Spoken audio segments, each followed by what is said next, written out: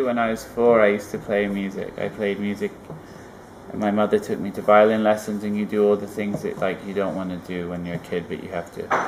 And then when I was 11, I started playing in bands. I played guitar for about 3 years, and then I got very, very into hip-hop, and I knew I wasn't going to be a rapper, and I didn't know anything about producing, so I thought, okay, I'll become a DJ, because that's something I can do, and I can play hip-hop all the time, and that's one part of the art form of hip-hop that I can be a part of.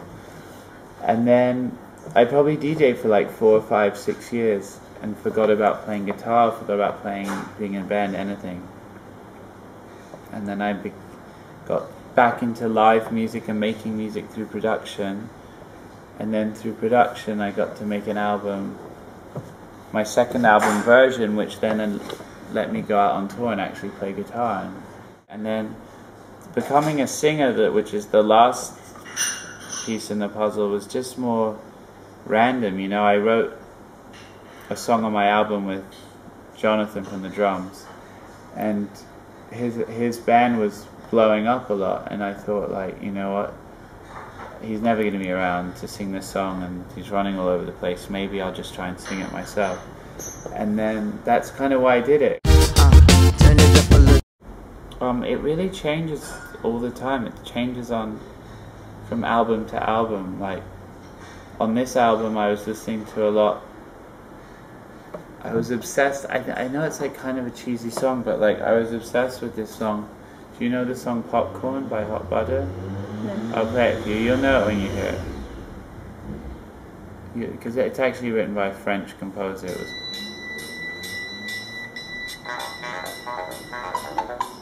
Oh yeah. So like that song, we would listen to it all the time when we get to the studio in the morning. And we'd be like, one day, like, we have to write a song that's just instrumental, that's like as catchy as that song. So we ended up, there's a song on the album called Circuit Breaker, which is like completely...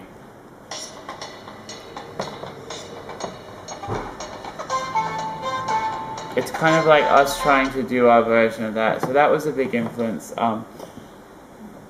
There was like Fela Kuti, like Afrobeat was like a really big influence, something that kept coming up in this album. And then some of the keyboard sounds of Duran Duran and that era of 80s, and Jean-Michel Jarre and Daft Punk and things. I don't know, like all weird stuff. And then the German band Can, and I just like, I'm a DJ and I love music, so you're always absorbing things. I mean, I don't think that they have to at all. I mean, some of my favorite bands don't really have like a very specific style, but then there's, when you take a band like Duran Duran, who have great songs and also have a very specific sense of style, then you end up in a position to sort of define an era. Like, you know, you look at their old videos, they're so emblematic of the 80s. But then you have a band like U2 that never really dressed up and made great music and are still around playing stadiums. I think it just depends on the band. I think there's always been a link between music and fashion, because you know, from the beginning of rock and roll, it was supposed to be about rebellion, and the way that kids would rebel was by slicking their hair back and wearing leather jackets, and then the next way they would rebel was by growing their hair long. So like music and fashion and the statement of fashion and how it, I guess, belongs to the same principles of the music that you're into. And I think that as a kid, I can look at a picture of myself at any age and know what music I was listening to. Music and fashion are really, they go together, you know. I mean, there's people that make great music that aren't especially fashionable or don't look fashionable, like Tom York. I don't get the sense that Tom York is that important in what he wears, and he can still make great music. And then there's a really iconic picture of my mind of someone like Fab from The Strokes, who's always in his red Coca-Cola t-shirt. It's like not necessarily dressing up, but equally iconic. And then on the other end of the fat thing, you have like David Bowie with, you know, makeup all over his face, and all those things that,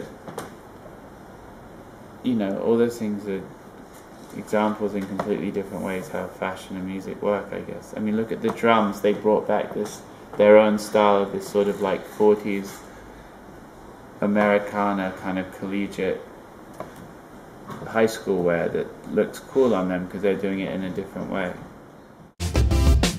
On the plane, on my brain, about to do the show. I like a lot of designers. There's not just one designer that I would wear, but I find that I think there's a band of outsiders from LA that are very consistent right now, and they keep making stuff that I really love.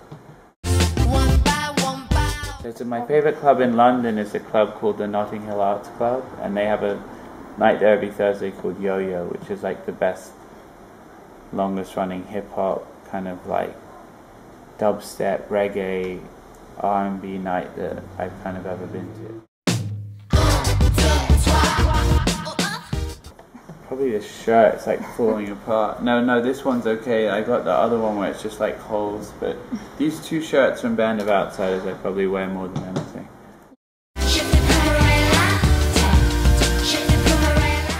Well, because the whole thing is that the song is using the Je te plumerai la tête, and I wanted the video to feel like it could have been from any country. It's like, what, like as if you just put in an old video cassette and it didn't have a label on it, and you're like, what am I watching? Like, who recorded this? What country is it? That's sort of what I wanted it to seem like. Pour le mois d'août,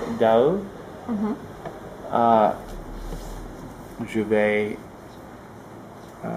faire des vacances et je vais aller à mon petite maison sur la plage avec ma chienne Maud, et peut-être il faut que je vais à Brésil du Juillet des disques pour une fête pour Vice magazine,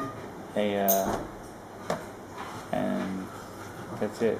I think. I can't remember. That's fine. Okay. Turn it up a little bit more.